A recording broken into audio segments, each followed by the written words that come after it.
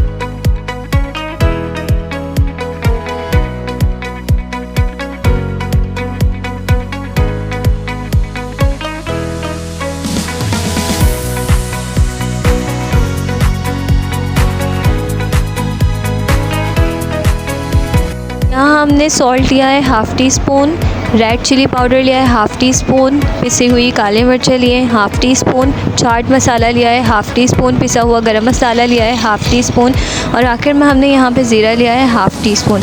अब हम इन तमाम पाउडर्स को वेजिटेबल्स में ऐड कर लेंगे।